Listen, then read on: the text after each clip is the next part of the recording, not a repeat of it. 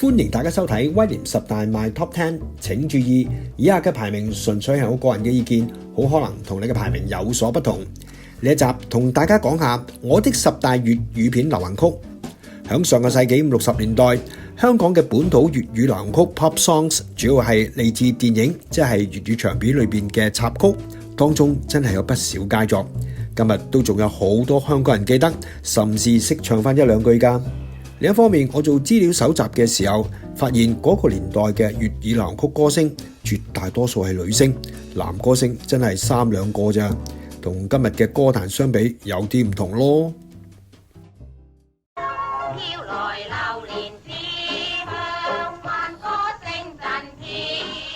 第10位，榴蓮飄香。粵語片第一靚女林鳳1959年火拍龍江拍咗呢一套邵氏出品嘅《榴蓮飄香》，套戲當年好收得㗎，首主題曲亦都十分之受歡迎啊！好多歌星例如文千歲同李寶瑩都有 cover 過呢首歌曲。資料顯示呢一首歌曲嘅 melody 係嚟自印尼嘅民歌，由吳一笑填上中文詞，填得唔錯啊！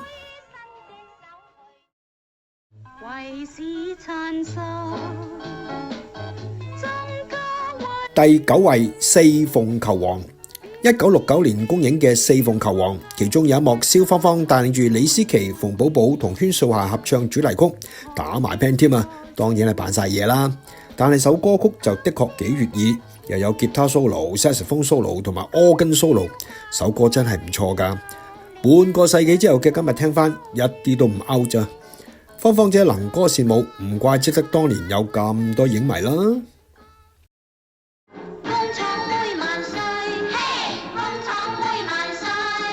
第8位，工廠妹萬歲。講起芳芳，又點可以漏咗寶珠呢？陳寶珠喺1969年嘅呢套《狼如春日風》裏邊，載歌載舞唱咗呢一隻工廠妹萬歲。咁啱嗰陣，香港製造業全面起飛，出現咗大批女工友，佢哋放咗工去睇戲，見到影迷公主喺電影裏邊同佢哋打戲噃，當然開心到暈啦。導演好嘢，咁都俾佢諗到。咁呢套彩色粵語片係邊個執導嘅呢？咪奇哥呂奇咯，佢自導自演啊！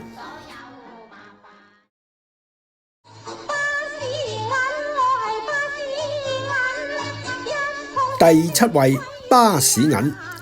1965同1966年一連兩出巴士銀，由白欣、江漢合演，當年非常賣座㗎，首主題曲亦都非常流行啊！我記得5、6歲嗰陣，經常響收音機聽到呢首歌曲㗎。因為嗰陣電台有介紹粵語片嘅節目，賣告白嗰隻啊。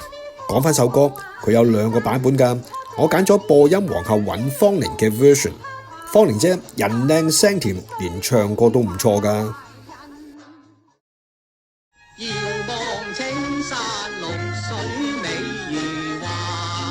第6位，姑娘18一朵花。1966年公映嘅《姑娘18一朵花》10日收50萬。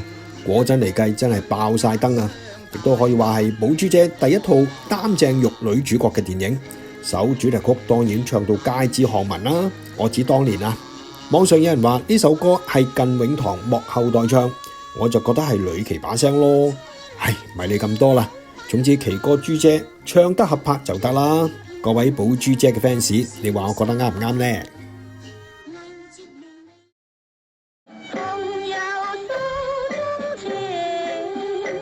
第5位，公子多情。60年代著名歌星明西響1965年拍攝嘅《公子多情》一片裏邊唱咗呢隻嘅經典名曲。呢首歌嗰陣真係 hit 過一段唔短嘅時間㗎。仲有啊，套片頗收得㗎，所以南紅呂奇響66年就拍埋《情人的眼淚》，票房都唔錯㗎。呢首《公子多情》嘅 melody 同歌詞都寫得唔錯，而家聽翻好有60年代 feel 啊！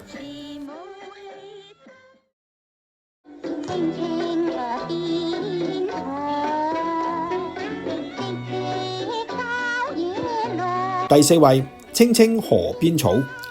吳君麗火拍胡楓嘅彩色粵語片《青青河邊草》，1966年響各大戲院放映，都曾經掀起過一陣熱潮啊！首主題曲由當年嘅大師李願文以及係龐秋華作曲填詞，唔怪之得水平咁高啦。吳君麗以佢嘅花旦背景主唱流行曲，成績又唔錯噃。今日好多香港人仲記得呢首經典名曲㗎。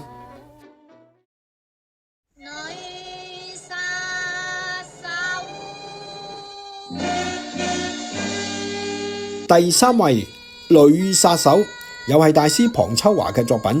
呢首歌係寶珠姐主演《女殺手》電影系列嘅主題曲，當年真係唱到人人都識唱咁滯啊！套戲同首歌都好 hit， 絕對係我哋嗰個 generation 嘅懷舊素材。只可惜網上4套女殺手都冇得睇，唯有憑歌寄意啦。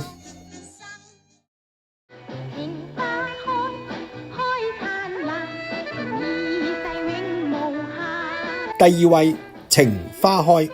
1966年嘅《神探之破驗屍案》裏邊，陳齊仲唱咗呢隻嘅《情花開》，唱片非常好賣啊！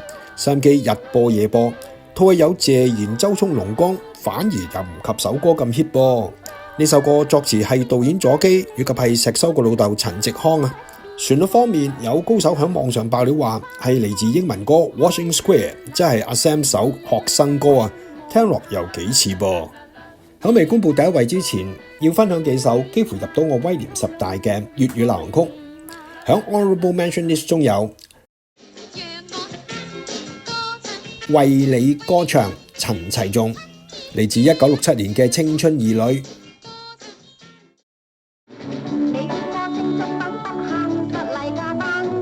狂歌熱舞，林鳳，嚟自1967年嘅青青河邊草。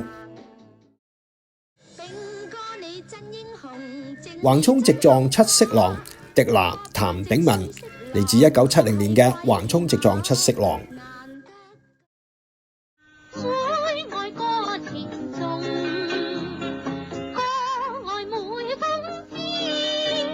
第一位，一水隔天涯，于倫作曲，左基填詞。呢一首《一水隔天涯》係1966年盧金鳳、張瑛合演嘅大製作同名電影嘅主題曲。唱片上面寫住主唱金鳳，其實係韋秀嫻。